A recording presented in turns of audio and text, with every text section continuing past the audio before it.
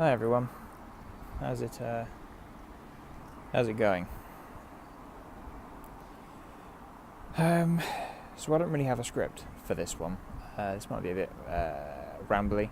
I might do that thing where when I stop and try and think of what to say, I go quite a lot. So be ready for that. But yeah, I want to talk about something that happened recently.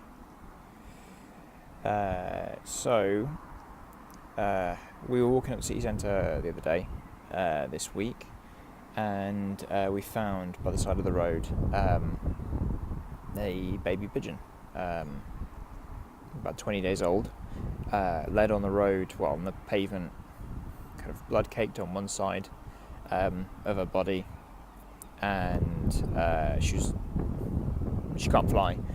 She was kind of trapped. So we did our usual thing.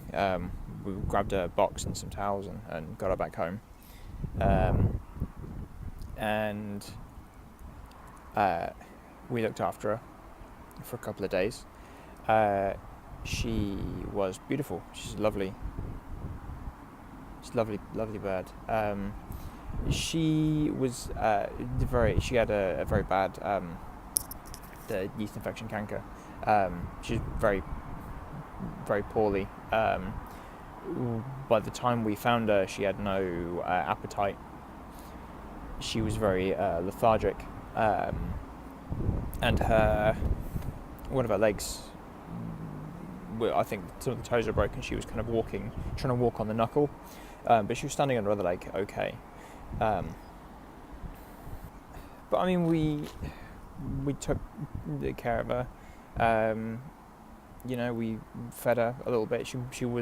We were able to feed her at the start, and she started to gain energy. She was happy to try and stand up, and she was flapping her wings and stretching her neck out. Obviously at that age, they have to be helped, feeding and so on. But she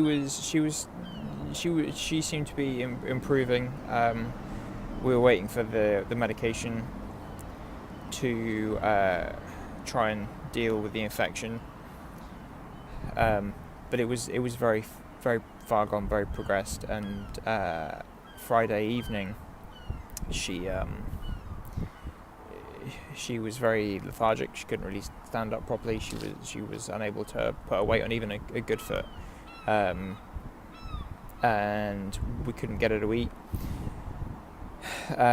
Because the infection had caused such swelling in her throat that she couldn't swallow things down.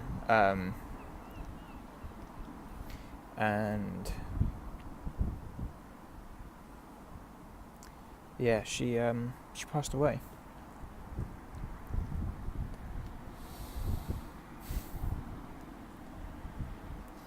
And that was hard.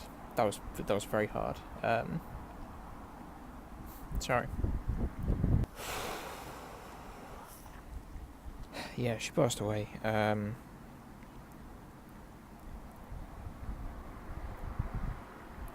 don't really want to do a video on this. I don't really want to talk about this because it's it's very raw, as you can probably tell. But also, I don't really want that to be the sum total of her impact on the world outside of us. It's just a sad video.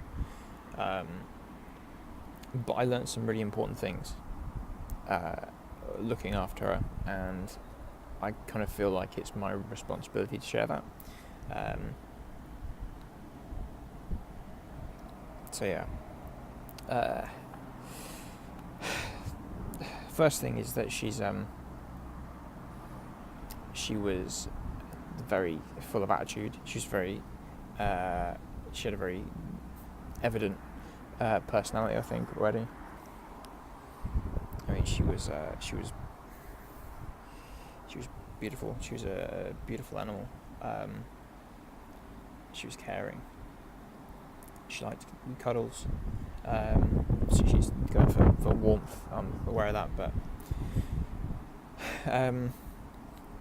one thing it kind of taught me yesterday, because today I'm shooting this today on Sunday. Saturday it was mostly spent crying. But the one thing I really kind of picked up on is that up till now I think I'd been empathising with animals like pigs and cows. But when it came to things like chickens and ducks and geese, who also suffer at the hands of the meat industries, and egg industry, I think it was more sympathy rather than empathy. Like, I still felt bad and wanted it to stop, but I think there was just some missing connection there between the animals and myself, and that's gone now. Doing my usual rounds on Twitter this morning and seeing a lot of the same footage coming up, and the bird ones hit me just as hard as the cows and the pigs do. So it's not that I didn't appreciate them before, but I have a greater understanding now, I think, and that happens with any time you interact with something beyond your usual circle. You come to understand it better. It's why isolated communities are so dangerous. I'm not sure what that is.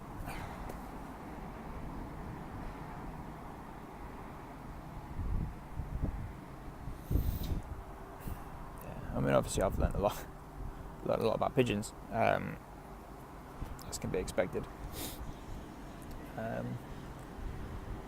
Sorry, I told you this would be rambling. There are two takeaways from this. I think that this is why I wanted to at least say these things on camera and put them up. One, if you feel yourself unable to connect with an animal or understand their experience, especially when it comes to the meat and dairy industries, the slaughterhouses, if for whatever reason you're struggling to get their perspective, then just spend some time around them. The reason why so many cattle farmers end up turning into sanctuaries, because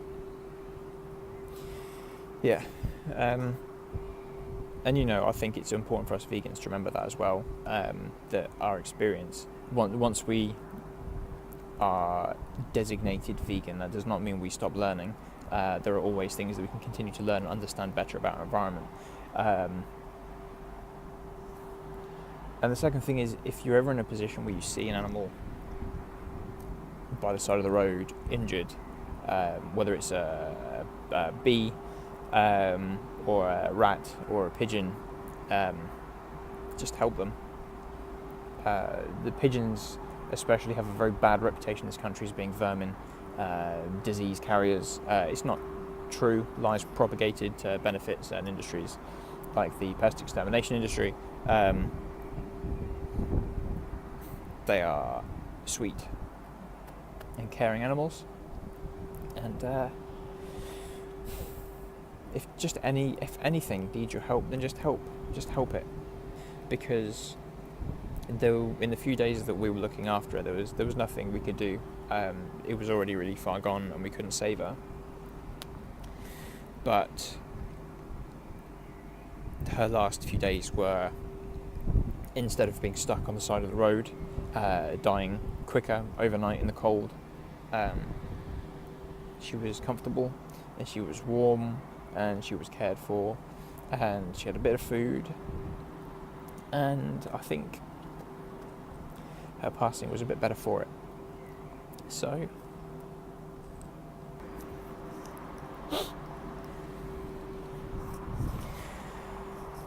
don't know if you can pick it up on this microphone. There's a little rave of baby seagulls down there making so much noise. Like I said, I didn't really have anything solid for this one. I just wanted to get on and talk. It's windy. We found a really nice spot for her by the water. That's where she is now.